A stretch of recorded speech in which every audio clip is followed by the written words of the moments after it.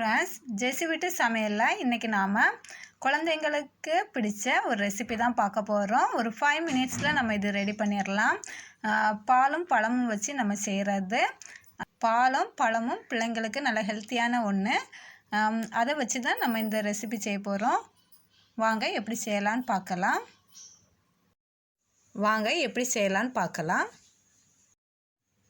நான் இதுக்கு 2 நேந்திர பழம் எடுத்துக்கிறேன். 1 கப்பு பால் எடுத்துக்கிறேன். பால் நான் பசும்பால் எடுத்துக்கிறேன், பேக்கெட் பால் யூஸ் பண்ணல. அடுத்தது கொஞ்சமாக திருவின தேங்காய். இதுதான் இதற்கு தேவையான பொருட்கள். நம்ம ஃபஸ்ட்டில் பனானாவை கட் பண்ணி எடுத்துக்கலாம். நான் ஃபஸ்ட்டில் தோல் உரிச்சிட்டு அதை 2 கட் பண்ணி வச்சுருக்கிறேன் பாருங்கள். இனி இந்த அளவுக்கு கட் பண்ணி எடுத்துடுங்க.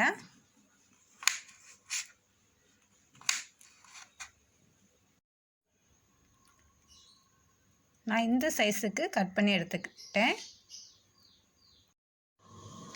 நம்ம கடாயை சூடு பண்ணிவிட்டு நம்மகிட்ட இருந்த பாலை ஆட் பண்ணிப்போம்.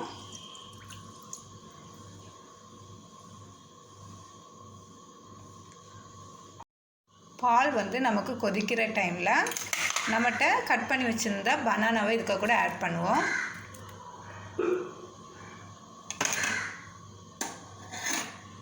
இந்த பாலில் இந்த பனானா எல்லாமே இந்த பாலை அப்சர்வ் பண்ணிடும். இனி நமக்கு இதுக்கு சுகர் ஒன்றுமே போடாண்டா. நமக்கு பனானாவில் இருக்குது சுகரு, லைட் சுகர் நமக்கு இதில் மில்க்லேயும் இருக்குது. நான் இது கட்டி பால் தான் யூஸ் பண்ணிக்கிறேன். இது பெரியவங்களும் சாப்பிடலாம். நல்ல ஹெல்த்தியான ஒரு ரெசிபி தான். இதை கொஞ்சம் கிளறி விட்டுடுங்க.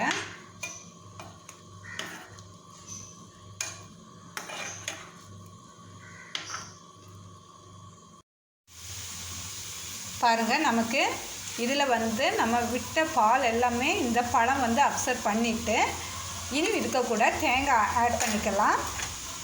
நான் தேங்காய் திருவல் கொஞ்சம் வச்சுக்கிறேன், அதை ஆட் பண்ணிக்கலாம். இனி ஒரு 1 மினிட் கிளறி விட்டுட்டு நம்ம இதை இறக்கிக்கலாம். நமக்கு இந்த ரெசிபி ரெடி ஆகிட்டு நம்ம இனி இதை இறக்கிக்கலாம்.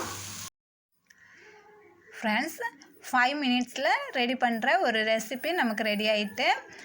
இந்த ரெசிபி உங்களுக்கு பிடிச்சிருந்துன்னா நம்ம சேனலை லைக் பண்ணுங்கள், ஷேர் பண்ணுங்கள், கமெண்ட் பண்ணுங்கள், மறக்காமல் சப்ஸ்கிரைப் பண்ணுங்கள். தேங்க்யூ.